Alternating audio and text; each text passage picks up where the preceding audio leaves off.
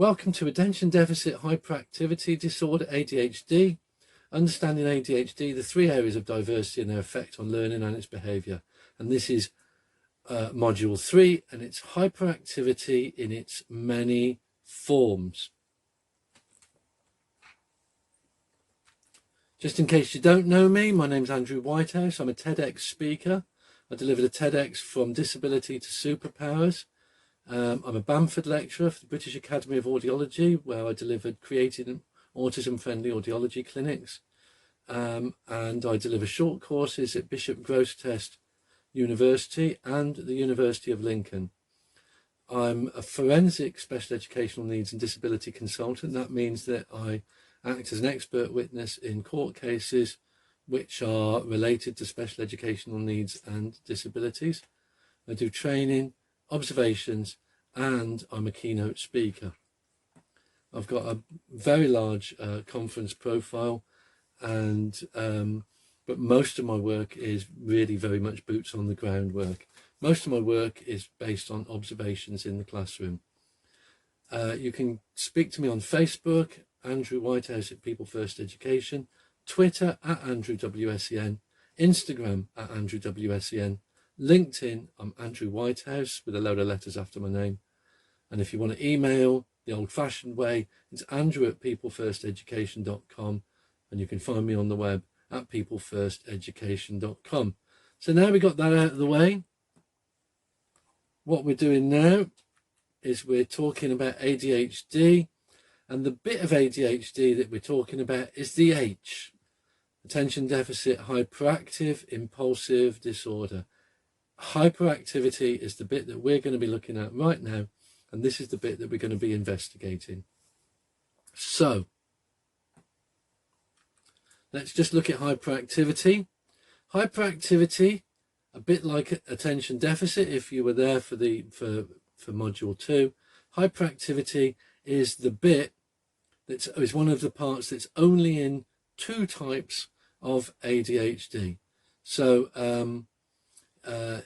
we've got the combined type, which is inattention, hyperactivity, and impulsivity. That's all the three elements of ADHD.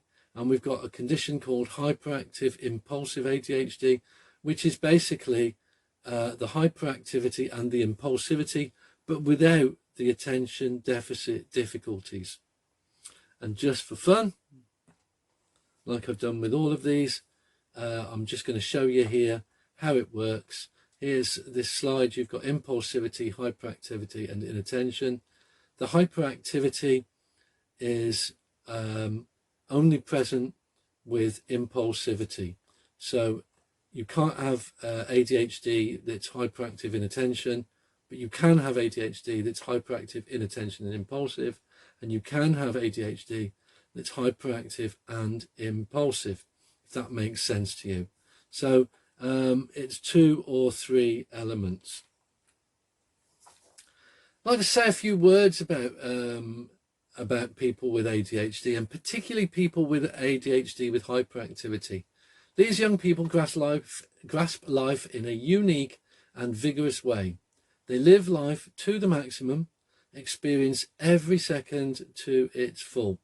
Well, that's not necessarily true. I think the truth is these young people would like to grasp life in a unique and vigorous way.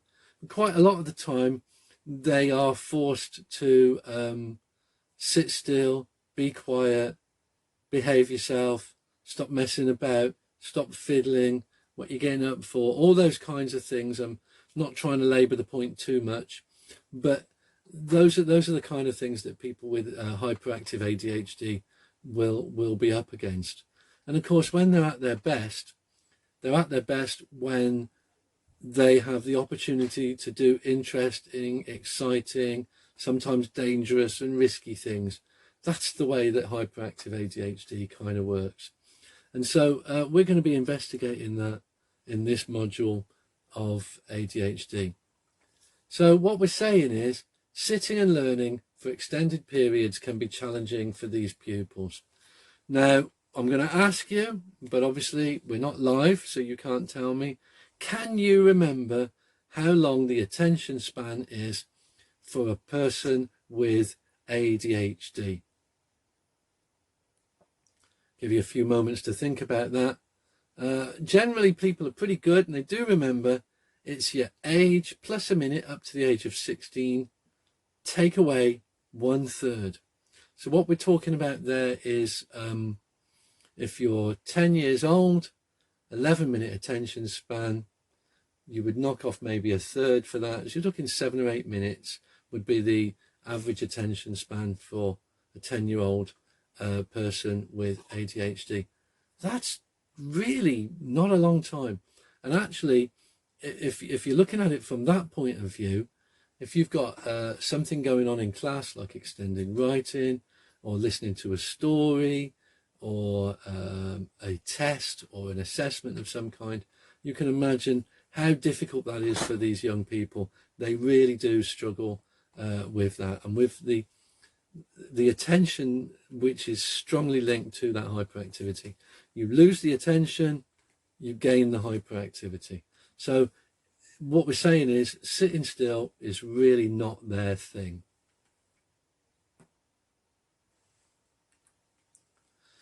And schools and colleges can be very difficult setting for a learner who's got difficulty with this.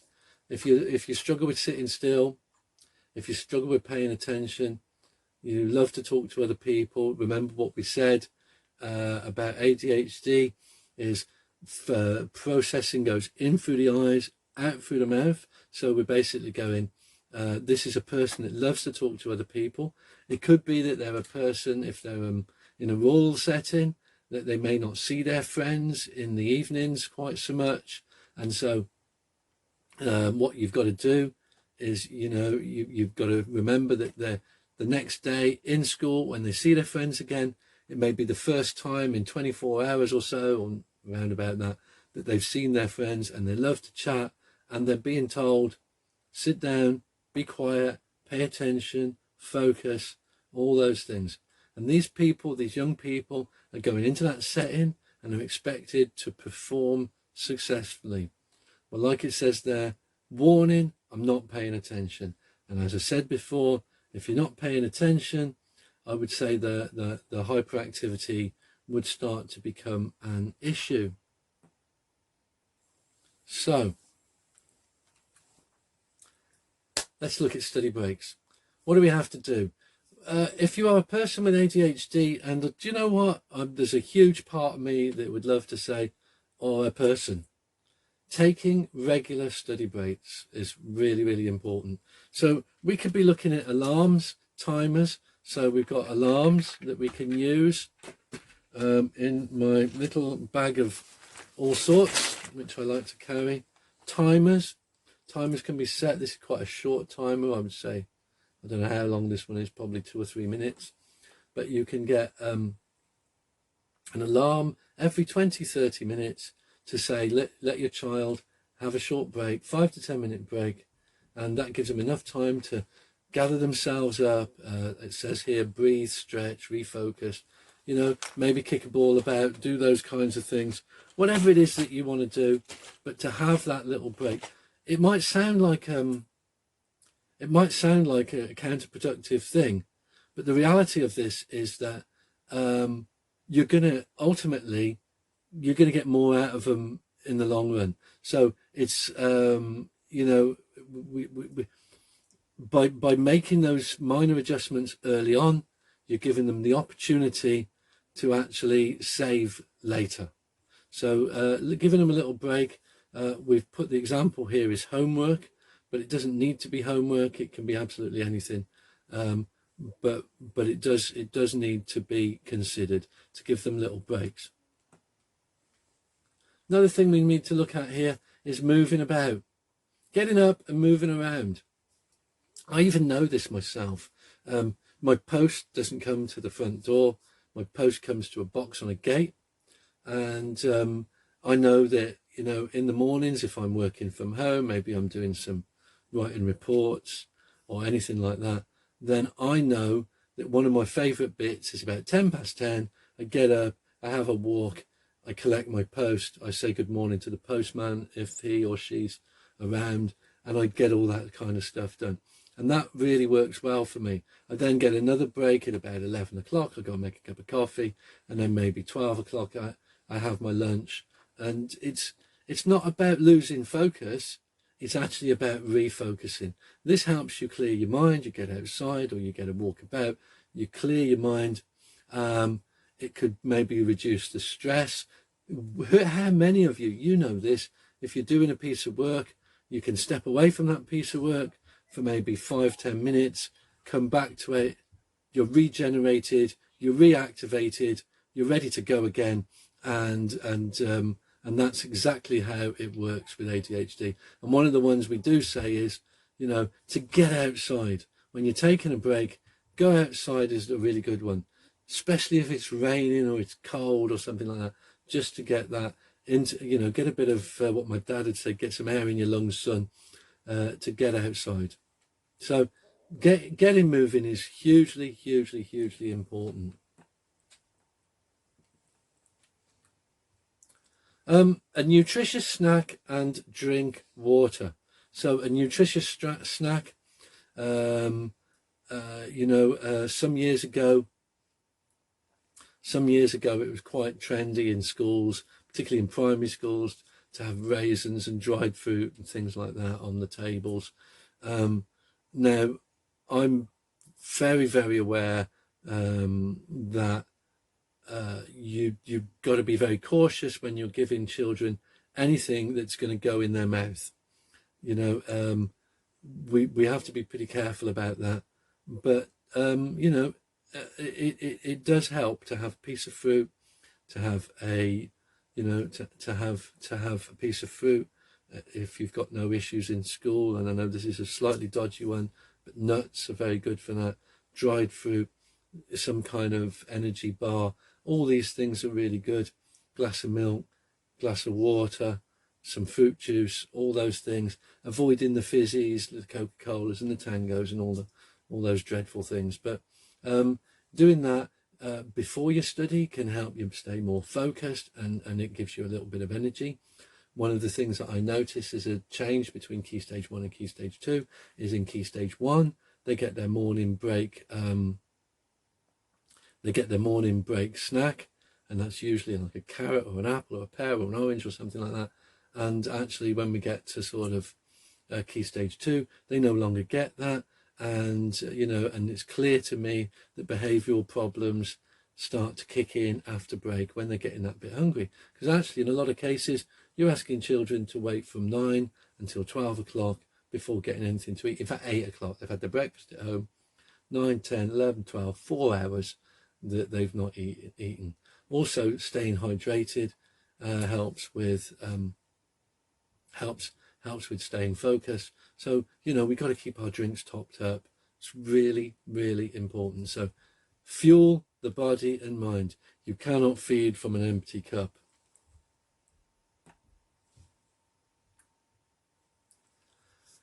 Tactile and fiddle toys. So we got some bits and pieces here, and I know people really like me to get my toys out. So I'm just going to move my keyboard there, and I'm going to show you some of the stuff that I've got that I quite like. So you've already seen my egg timer. Those are great. You know, you can sit with that and you can just do what you want with this. And I mean, I remember as a child staring at these for ages, and they're really helpful to keep you focused. There's something in your hand, something you can twiddle about, all that kind of stuff. Absolutely brilliant. I'm going to pick up some more bits in here. So I'm going to do it. This says Feely Bag. It's got Feely Bag written on it. So I'm feeling away in here. See what I can feel. This is lovely. I wish you could feel this with me. And I know some of my colleagues that come on the courses, they really, really enjoy this one. It just feels absolutely magnificent in your hands. So, really nice. And you can put it around your feet. You can do whatever you want with that. That's a really nice one.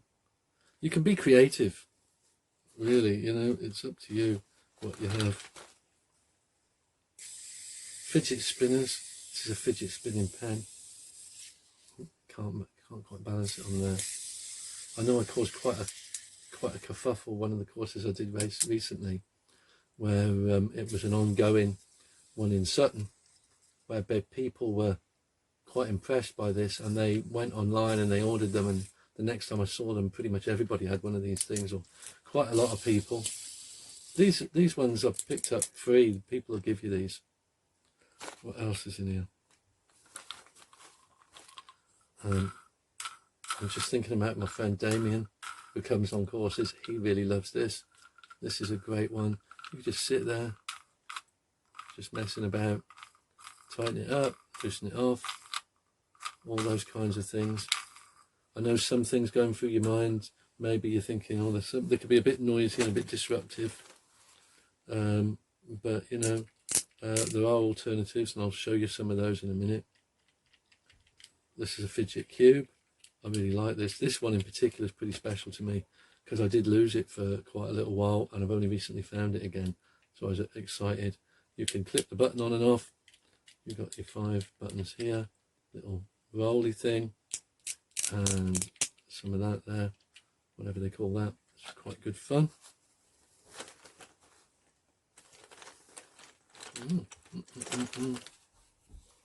Quite a traditional fidget spinner there. I'm no good at these things, but when these kids get quite good at it, they pass them from hand to hand. I'm not very good at it. I know my son's really good at these. He really likes it. So that's quite a good one. Excuse me. And this is quite a nice thing. We've got something come on the screen. Isaac says automatic power down 43 minutes. 43 seconds. Come and sort it out. Do we need to pause? Okay, here's another one here. This one's quite nice if you can see that. It's a little little circle there with some liquid in it, and it's got some glitter in there. These are quite nice. I've got quite a lot of these sorts of things. People do like that, and you can move the glitter about. That's got the benefit of it being quite a quiet one. So what else have we got? Twiddlies. Quite nice, these. You can get loads of these. I think they come apart and you can clip them together and make quite big ones. But again, they're quite subtle. They're a bit less bothersome than some of the stuff. And I'm just going to have a little look in there. I think that's pretty much all we need for today to show you on there. More fidget cubes. I did have some other fidget cubes. I think, yeah, that's just little balls of stuff and things you can play with. But really, really interesting resources, really useful resources. That's the one I was looking for. This is kind of a Transformers type one, and it's got little bits on there. And they are good. They are really, really good, and they are really, really useful. And so little fiddle toys like that, excuse me, are really, really helpful, and I would strongly recommend them.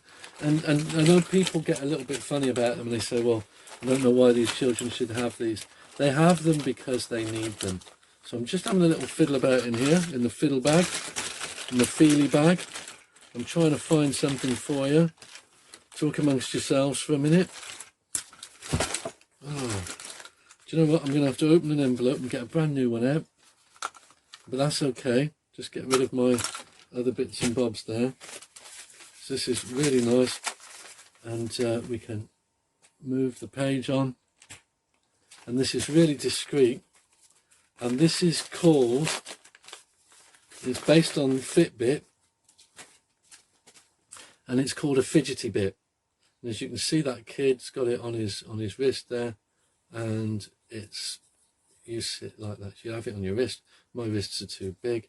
You have it on your wrist, and you sit and play with that, and it really doesn't bother too many people. And I know these are really, really lovely. The resources I've got today are given to me by TTS, and they're quite good at sort of letting me have things to play with. That's a really, really good one. So, something to think about. I'm going to give you some more ideas about hyperactivity as we're going along here. This is interesting because this is a little bit more involved hyperactivity. This is Raspberry Pi. For those of you who don't know, Raspberry Pi is a computer that you build yourself. And so, oh, gone back a bit there. There we go. And so I'm going to get this. This is one that I own. It's one of my children built for me. And what you've got here is lots of loose screws in there. But this is a handheld home computer. It's called a Palm Top that was built. And these kids can build these things really, really simply. And this is for the very fine motor hyperactivity that a lot of children have got, that they can work really well with these sorts of things. So that basically, in essence, is as a home computer that a child has built themselves, and it's very, very good. It's interesting, written on the back, it's got powered by ADHD. I'm just looking for the on button. I wonder if it's got any charge in it. That would be really great. Oh look, it's got a bit of charge in it.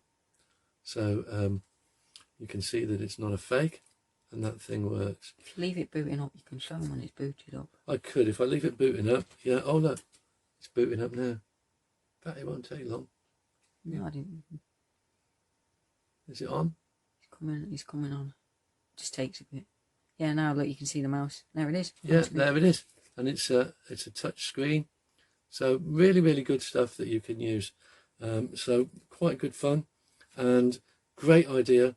And I know that my son who built this has done a lot of Raspberry Pi work in schools, and you know, and actually quite a lot of it has been with kids, young people with ADHD, and he's been doing some work in the alternate provisions. So really interesting stuff.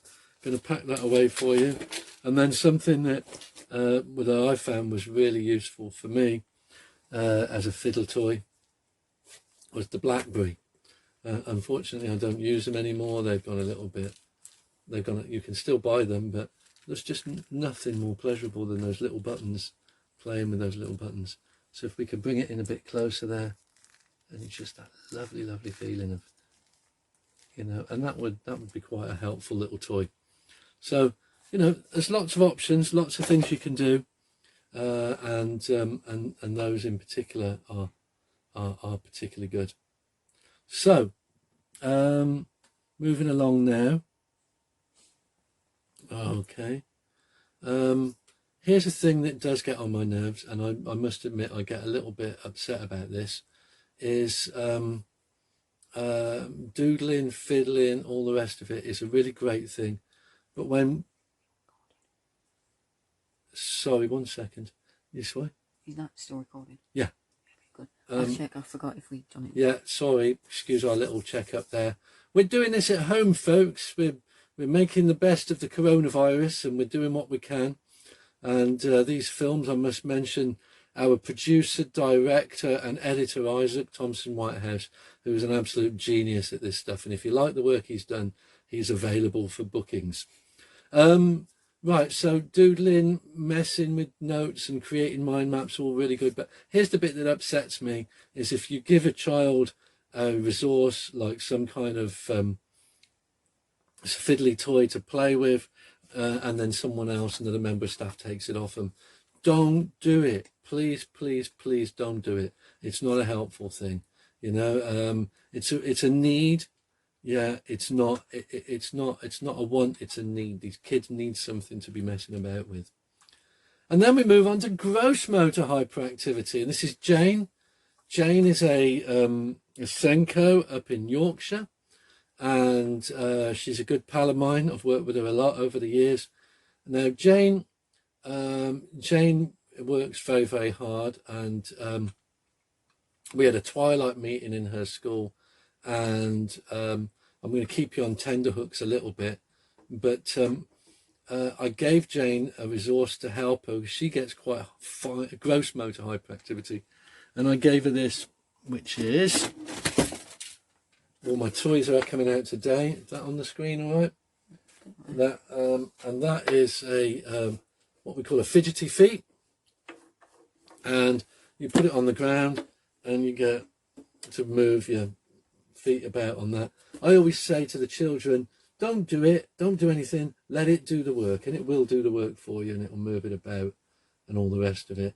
Really, really nice. The thing she's got around her neck there is a weighted collar, and that I'm going to show you on a subsequent event that we're going to be doing for you, another workshop, which goes on your pressure points. Well, as you can see, Jane had a very stressful day, and we gave her that weighted collar, which I will be showing you on another event, and the fidgety feet, and absolutely fantastic that Jane fell asleep within about 5 minutes. So yeah, good old Jane. Well, you might find that kind of interesting in itself, but what's even better about that was I was in a school in the east of England, and there was a girl there, key stage, I think 1, upper key stage 1, lower key stage 2, and this girl, she was very, very ADHD, very, very hyperactive, very, very gross motor. She was a climber. Anyone who's got a climber in their class know what I'm talking about. And this girl was climbing across the cubicles in the boys' toilets, and getting her down was quite a tricky. She wasn't naughty with it or anything like that. She was just doing it for fun. She wanted that little bit of excitement, and off she went. And we managed to get her down, and I did exactly the same thing that I did for Jane there. I gave her the weighted collar and the fidgety feet, and it was fantastic for her. And she, again, was another one that fell asleep. And doesn't it tell you something? These kids are tired. That hyperactivity makes you tired, you know? It's kind of understandable in grown-ups, but in the little ones, it makes them tired. So something to be thinking about. This is an interesting one. So I'm gonna be going to another one of my. If you can see down by me, it all looks very relaxing from where you're seeing, but there's all sorts of stuff going on down here, and here we've got. Yeah, this is great. Now, Neil Hayward shot from our boards, and I developed these together. So this is my design, but it's his board, and you can see, look, in partnership with People First Education. This is how I do my visual stories, and again, we're having a whole workshop on using the visual stories a little bit later. It's going to be with you as soon as we can get it filmed and uploaded. But what's interesting about this one is, this one I've written on. The one on the screen is different. It's done with sticky pads. Now, the idea of that is that unlike this one where I've written on it and I don't have my sticky pads to hand, I did look for them, I promise you folks. The idea of the one that Neil's created is you can move the pads around, and it's that physical movement, it's that kinesthesia that's really, really helpful for people with ADHD. Keep them moving. Keep it moving. Many years ago, when I was very young, I thought I wanted to be a bus driver, and I did the training, but I never ever took the test. And I can always remember the trainer saying to me, when I was driving a big bus, he said, keep it moving. Well, you remember me in the bus when you're working with these kids with ADHD. Keep them moving. Absolutely fantastic and absolutely crucial. Getting them out and playing. So if you're wondering about our producer, director and editor, there he is. This is the very cool Isaac. And, nothing he loves better than getting out onto in the garden and chucking a basketball about, throwing a few hoops there. You can see he's pretty good. It's taken a lot of practice to get him where he is. But, that's exactly the sort of thing we want to see. That's exactly the sort of thing we want to see. We want to see people getting those regular breaks, keeping their mind and their body focused. And as I said before, it's not an issue of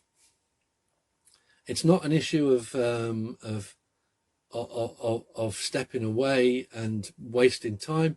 It's an issue of stepping away and making your time more productive. That's what we're trying to look for, and that's what Isaac's doing there. And what a lovely shot as well that is. So keeping it moving, keeping them moving, keeping them out and about. Everybody needs a shed, right? You know, that's a metaphor that I often say on the training courses. Everybody needs a shed. Have a quiet space that the child can retreat to in times of need. Yeah. I've done all sorts of stuff like this. You know, a primary classroom, you can have a tent. It's great. You can go down a pound stretcher, 20 quid, come home with a tent, put it up in the classroom. I've had cloths over tables. I've had kids that learn in cupboards.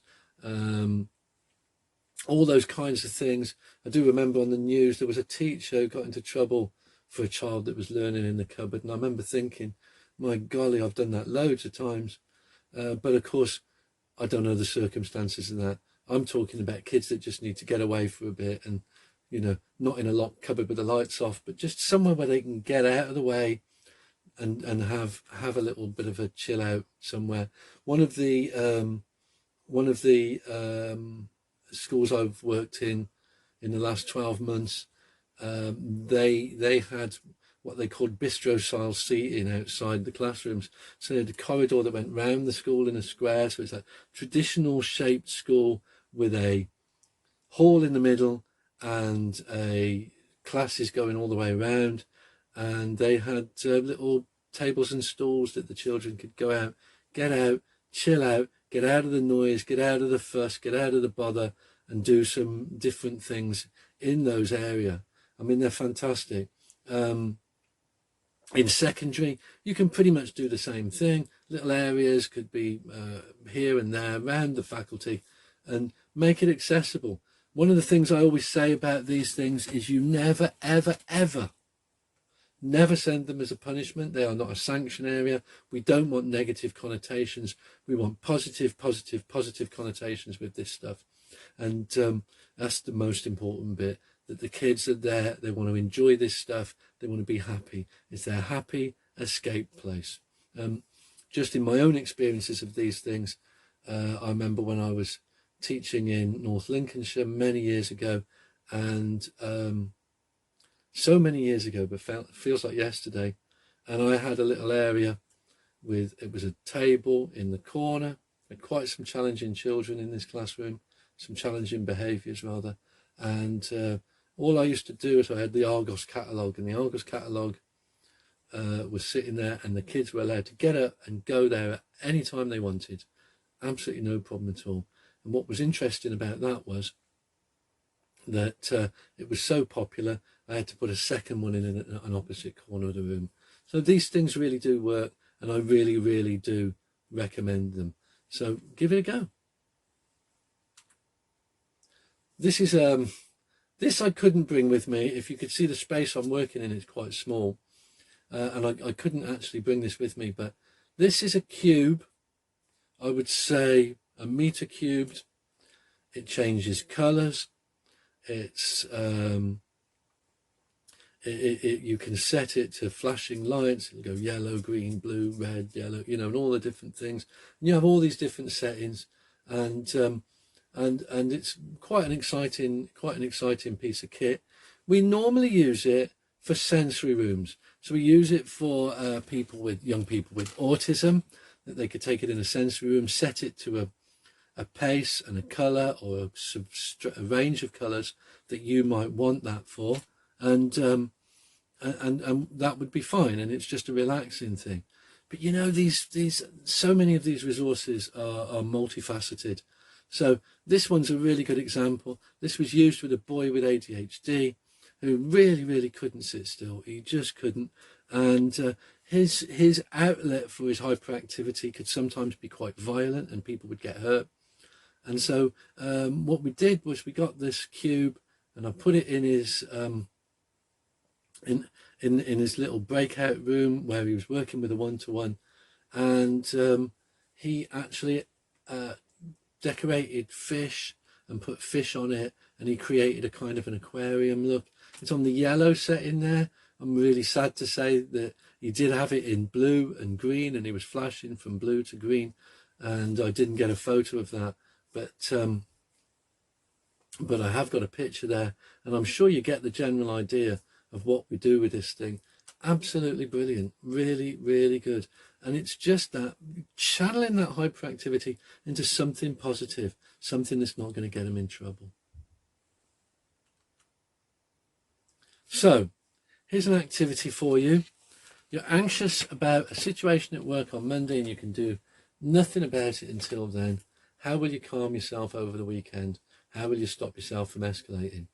I used to be a trade union, NASUWT rep, caseworker, and a very common complaint was that that a line manager would come up to you on a Friday night and say there's been an incident or something like this, and don't want to talk about it now, but I'll speak to you on Monday.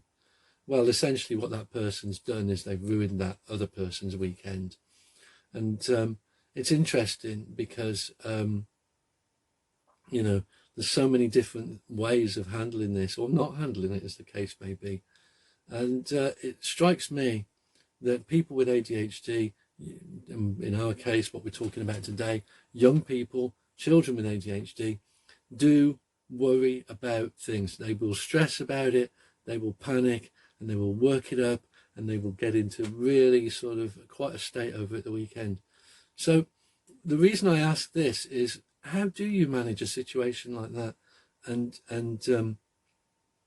you know, what's the sensible way of dealing with it? You know, and we do have a bit of a laugh on courses. You know, people say, get drunk, you know, or what have you.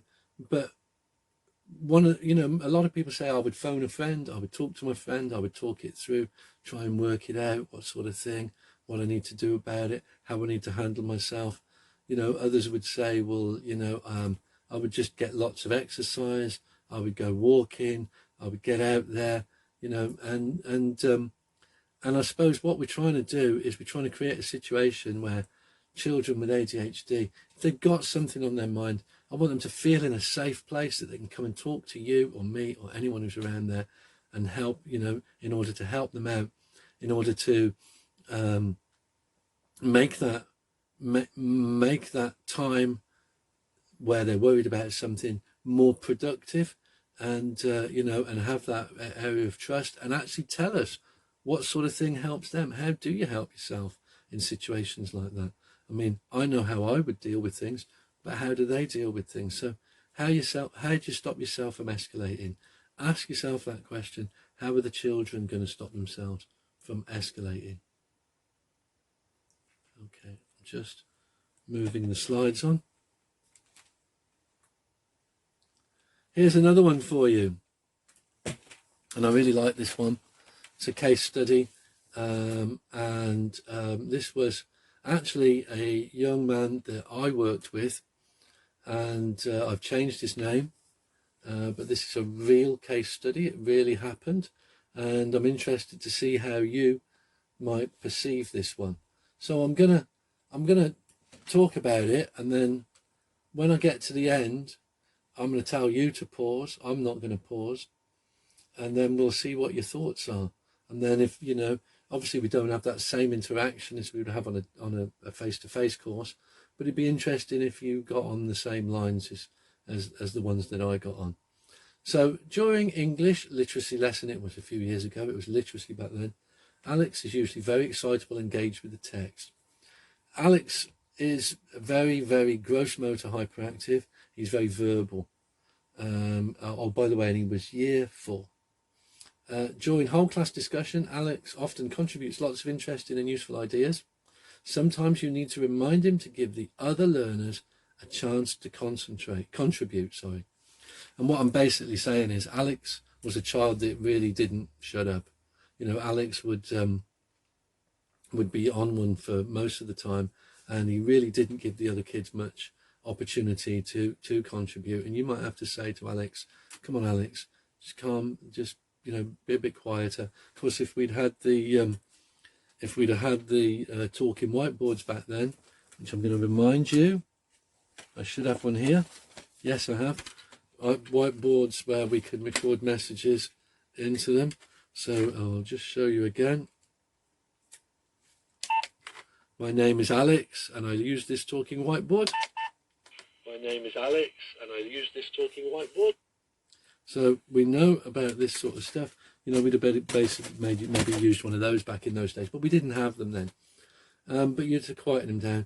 And then so he'd be absolutely fine until the minute you got him back to his desk, and that's when it would all, to quote teachers in the staff room, that's when it would all kick off. And yeah, and it certainly would. Avoidance strategies, writing, to avoid the writing, tears, distractions, sometimes violence. Yeah. So we're fine in the group time. We might call that carpet time for some of you. We're fine with that. He's got all the ideas. But as soon as you got him back to his seat, that was it. You'd lost him. So I'm going to say pause, and I'm going to ask you to think about what activities, what is the reason for him doing the behaviours that he'd done, and what activities you could put in place to help him with that. So pause. Welcome back. Did you get it? Okay, so I'd be really interested to hear some of the things that you'd have come up with. You know, if you ever want to email some of them, especially if they're different to the ones that I came up with. But this is what we found with Alex in that classroom situation, or what I found, was that Alex found writing very, very difficult. And we have the knowledge. I showed it to you on module 1 of ADHD, where I talked about the fact that, you know, there are some figures that would suggest that 50% of people with ADHD are also dyslexic. Well, Alex certainly did struggle with his reading and his writing. The other thing we know about Alex was that we get a lot of problems with ADHD is Alex had very low self-esteem. So it was a big problem for Alex that he didn't want to admit to his difficulties. So a better way of dealing with it for Alex was to just completely avoid doing that at all. And the way to avoid it would be for him to have these explosive situations that got him out of the work, sometimes got him out of the classroom. So what we did with Alex was we got him into a situation where we were doing other things, so alternative forms of recording. We could record, we had what were called, oh gosh, do you know, I think they were little microphones that you could record. Easy Speak, that was it. It was Easy Speak. I'm sure there was one called Blue Movie. Somebody with a very twisted sense of humour designed these things for schools. But anyway, there were little blue film things that you could make short films with, and load it up to the laptops and the desktops and things like that. But yeah, I do remember Easy Speak. So we did a few of those so we could record his ideas. That was great. We could then scribe for him. Did some storyboarding for him over a long period of time. We could storyboard, and then eventually we could start adding a few speech bubbles and the odd word. So it's about building up. But you know what we say? All behaviour is communication. You'll hear me say that a lot over these courses. All behaviour is communication. And actually, what we want to do is find out what Alex was trying to communicate to us. And the thing he was trying to communicate was he couldn't do the writing. So there we go. I wonder if some of you got the same kind of ideas. I bet you did. But it's lovely to sort of think about that and go back into school and approach it in a different way. All right. I want to talk about some final thoughts before we log off, and then I'll set your homework. You know about the homework. So 2 final thoughts. This is the roller, and this is the toucher. Roller, toucher. So I was in a school. All my sentences start with that, don't they? I was in a school where there was a teacher, and she was a very good teacher, doing a really good job of things. So I'm just doing a really good job of things. And she was sitting there, and she was very kind of upright and very prim and proper, and she was doing a very good job. Unfortunately, there were 2 children in there. They were behaving differently to how she might have hoped they were behaving. So one of them was the roller, I called him. He was rolling about on the carpet, rolling over people. In amongst that was the toucher. Now the toucher, he was quite impressive. He'd got his hand up her trouser leg at one point. He was fiddling with everything. And the other thing was, at one point she said she'd got a board and she'd got on things written on the board that she'd got prepared for a lesson. And she said to the toucher, whatever you do, don't touch my board. I'm going to need that writing for later. And of course, that was like a red rag to a bull. He was straight on there, rubbing things out and fiddling, because she'd put the idea in his head. This is called fragmented perception, by the way, if you're interested. If you tell someone not to do something, they hear what not to do and do it, because they just hear the fragment of. So instead, when you say don't touch that board, he hears touch that board. So that was that gone. Meanwhile, the roller was still doing his stuff. So I was sitting there thinking, nobody's happy here. We've got a teacher saying to the children, stop rolling about, stop touching things, get your hand from up my trouser leg, all that kind of stuff. You've got two children there, both getting fed up with being told what to do. And we're back to the bus driver, aren't we? Keep them moving. Those children should have been up and about. Well, they can't cope with that carpet time, that's fine. But what about, can they be, sorting out resources, sharpening pencils, putting things out, fetching the photocopying, all those things. They're never really going to cope with that carpet time. And so you want to be finding some other use for those kids, something that they can engage with. So that's the roller and the toucher. Just want to remind you here of the ADHD triad and where hyperactivity fits in there. So hyperactivity is in two types of ADHD. It's in the combined type, where you've got impulsivity, inattention, and hyperactivity. And in that type, what is a big part of that is that the inattention feeds the hyperactivity. So you get bored, you're losing attention, then you become hyperactive. And then you've got the hyperactive impulsive ADHD, which is different again. But what we will find when we start looking at the impulsive behaviors is that hyperactivity then leads to impulsive behaviors. So we'll be covering that. But what I want from you is a directed task. I want to thank you now for really, I hope you enjoyed this little workshop on hyperactivity and ADHD. What I need you to do is to have a little think, go away. How are you going to accommodate? What are you doing, or what are you going to do? Maybe you've got plans based on what we've been talking about. What are you going to do to accommodate hyperactivity? And I want to look at fine motor, and I want to look at gross motor hyperactivity. So the little movements, what are you doing for those people? And the big movements, what are you doing for those people, the jumpers and the bouncers and all the rest of it? Just want to say one more thing before we log off. I'm going back to my, I don't know where I've put it now, but, to my Raspberry Pi and the mini computer that I showed you, just to let you know that the projects that you can do with those started around about £4.50. So if you ever want to talk to me about that, I'm a big fan of this area of ICT, where it's making and doing ICT. That's a big one for me. So do talk to me about it, but you can start your projects at about £4.50.